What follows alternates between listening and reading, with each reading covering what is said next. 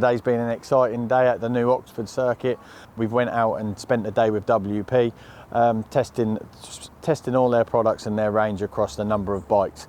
Not all of them KTMs as well, which you might be surprised about. So we did the KTM 450 and the 250, and we also rode a Kawasaki 250 and also a Honda 450. We back to back the standard suspension against the XACT Pro kits that's provided by WP. So we've done something different, a little bit different this time round. We're going to let Simon Roots do a lot of the talking and basically give you the presentation, so you can listen to what he has to say, and I'll just give you some riders' feedback of what I felt regarding the suspension on the day across all the models. I'm Simon Roots, Head of Marketing for WP in the UK, as well as the other brands within the group. But we're talking today about our motocross product, which is XACT Pro. The XACT Pro 7548 fork, commonly referred to as a cone valve. So here we're talking about how the oil flows through the damping piston using a cone valve, so a conical valve, to give better bottoming resistance and reducing that damping loss. And there's a lot of adjustability through using the cone springs and the cones themselves to suit riding styles, conditions, weather conditions, things like that. It features closed cartridge technology, so it's a pressurized closed cartridge to increase comfort and consistency, but you're not giving up any of the feedback or any of the dynamism of your riding. And adjustability, we've got a huge amount of adjustability through the clickers, through the internals. Conventional forks use a shim stack at the mid-valve piston for both compression and rebound, and with the cone valve, that changes. So you use both a spring-controlled cone and a cone adapter to control the flow of oil through the compression ports, which can obviously lead to greater efficiencies of oil flow. Like I said, lots of different adjustability. There's also no sealing surfaces as with shims, which means that loss of damping performance is no longer there. And these elements build up to enable us to have a harder setup whilst retaining a lot of comfort in your riding, which enables you, at the end of the day, to attack harder, be more confident when you're jumping, brake later because you've got more support, earlier acceleration, better traction, and a more planted feeling. So that's what's going to make you faster. At the rear, on some of the bikes, we'll be fitted with an XACT Pro 8950 shock using a link damping system. Often people refer to these as the Supertrax shock. So the Supertrax system detects missing ground. So when that rear tyre isn't on the ground, it detects that, and it opens a bypass valve to enable the rear to hit the floor sooner, so that gives you more traction earlier. And again, like with the cone valves, there's lots and lots and lots of adjustability. So again, all really easily accessed through simple tools, so you'll get into a quicker setting faster.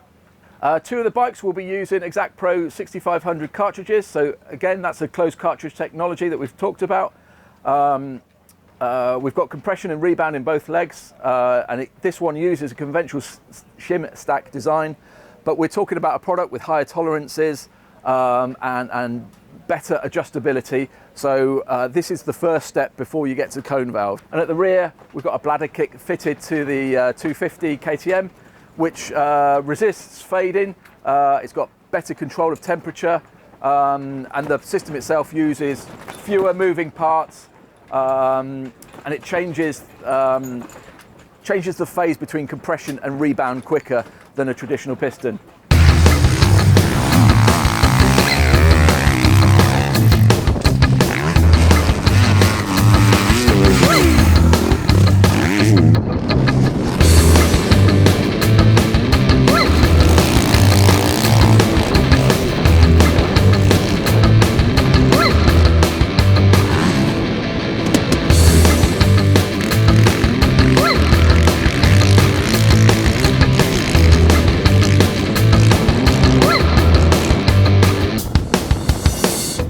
First of all, let's talk about the track and the track layout. The new Oxford track, which has been added to the motocross calendar this year, and it looks like it's going to continue for many years on at the MOD Army base, it's a special circuit.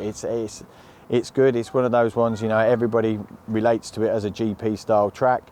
and says that, you know, if you're a youngster and you want to pursue a career at GPs, and then you need to be riding these styles of tracks. For me, probably a little bit old and a little bit past it, if I'm honest. Jumps are huge, a lot bigger than what I thought. It took me quite a while to get my timing in and to figure it all out, also just the layout, but actually really enjoyed the track, and the boys have done a real good job of what they've had to work with there. So yes, it's going to be interesting to see how that develops over the years. Fair play, it's exactly what's needed in British motocross. So first off, I rode a standard 450 KTM, just in standard form, the new 2023 bike. And you know, I'm quite glad that I just went out on that bike first of all, just getting my timing in on the jumps. Should I say, first half of the day was extremely windy, and was a little bit nervous about taking off, and you certainly did get moved about a little bit. But after that, I rode the Kawasaki 250 in stock form, and I was impressed with that bike. It's the first time that I've rode that bike this year, and it's 2023 model, and I have to say that it was it surprised me, and the reason why I say it surprised me is because, as I've mentioned, there's quite a few big jumps coming out of some of the turns, and the bike had the power, you know, to pull me over them and with ease and hit the transitions. So the standard suspension on the Kawasaki actually felt really good, you know, and again, does it need improving? Different preferences, different riding styles, suspension companies, and also suspension tuners, should we say, or specialists. You know, they've all got a slight different theory on how a bike should be and how it should work, and how it should work for your style. So it's definitely a preference thing, suspension. So we always just try to get something in the ballpark of maybe what everybody would like. I feel that all the bikes in standard form pretty much have got that dialed, and then it's just basically down to what your preference is or what you prefer. No matter what suspension you've got, yes, you can fine tune it and get it working better. After that, if you do get upgraded kits, yes, you can work with them upgraded kits and you can make them better. If you've got a standard base which to start from, which is already better than the stock, then obviously you can improve that. But you can't, for example, you know, if we say front forks at 47 mil or 50 mil. If you like, you know, 50 mil,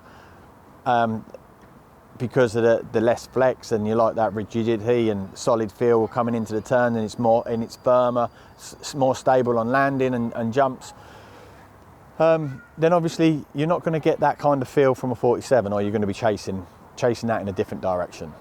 So that's the way that I look at these kits on all of the bikes, if I'm honest. The CRF 450 Honda, suspension on that bike in standard form is, you know, it's, for me, it's perfect. It was just like the Kawasaki. I got on it, it didn't unsettle me. I didn't feel nervous on the bike. The bike was very balanced and allowed me to do exactly what I needed to do around the track when I needed to do it. Again, it was very predictable, and it was a nice ride. So what did the WP suspension, the XACT Pro kit, offer on the Kawasaki and on the Honda? Well, on the Honda, if I'm honest, yeah, it was a little bit, it was firmer, it was more stable. I could feel a little bit of a weight difference. It felt a little bit heavier. That was both on the Kawasaki, should I say, but that was on across all three bikes, if I'm honest. On the Honda, I would say that it had a good feel, but in all honesty, knowing what you can do to the stock Honda suspension, you can get a lot out of that suspension for very little money. On the Kawasaki, it was a different thing altogether. Because I was coming up short a little bit on the jumps, and at first of all to get my head around it wasn't so consistent due to the power and obviously my timing being out. I felt that bike, with the upgraded suspension being on it, it was a solid feel. The action was fine on the bike, it was brilliant, very predictable, stable, balanced, planted feel. But what the added bonus for me on that style of track, okay, so it was very jumpy, big, lots of air, it felt a lot more stable. I felt that the bike was just stronger. There's a lot more range that you can work with on them kits, so you can definitely tweak and fine tune them a lot more than you can do with a production bike. But that's the same regarding if you buy the kit as well for a KTM, exactly the same. So regarding on the KTM, the suspension, in stock form, I know there's a lot of debates regarding air forks or spring forks. So KTM are a bike that we could test on the day, the forks and shock in standard form, just with the cartridge and the bladder kit. Now, I've done these tests for a number of years now, and it's no difference to what I feel like regarding on the cartridge or on the bladder kit, you know, the extra little feel that you get coming in and going out of the turns. I've got more feel. I know what the bike's doing more at the rear end, you know, with the bladder system in. The cartridge obviously speaks for itself. You know, there's going to be less faffing about, let's say, when you put cartridge forks in. It's going to be a push in the van, take it home, push back out kind of job, you know, and obviously you're going to have maybe a little bit more consistency within the spring rate. For me though, I like air forks. I still do like air forks. I like the lightness and the feel of them, and when you get them set up right, you know, I think that they work good as well. So, but yeah, definitely, I know that a lot of people kind of can't get their head around it regarding with the air forks, and that they like to go with the cartridge. So, you know, I think it's around £1,000 for the cartridges and for the bladder kit. So that's an easy fix. Then obviously now the XACT Pro cone valve front forks. Again, I've done numerous videos on these in the past. The kit offers a more stable, consistent feel. So your bike, it feels solid. You definitely know that you've got upgraded suspension on the KTM, you know, because you've got a little bit less flex, more adjustability, and the rear shock, you know, there's more of a progressive solid feel, let's say. And again, on that style of track, like that suspension to me is a must. It's almost like motocross riders going to a supercross track with motocross suspension in and standard suspension. You know, it's never going to happen, and if it does and they case a jump, or you know, they're going to blow through the stroke, they're going to feel it all come up through their body. Whereas when you've got the kit on this bike and you ride around this style of track particularly, if you do come up short, you do make a little mistake, you do kind of hit the knuckle, the bike just absorbs it and it feels solid. For me, that's worth the money. So depending on where you ride and what you do, what tracks you ride, you know, that's something for you to think about.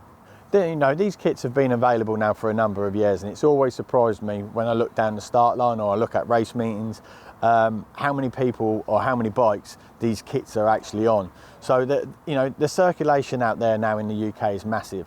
If you can afford it, why not? And then go and get the bike set up. You know, you've basically just taken your Ford Escort and turned it into an RS, right?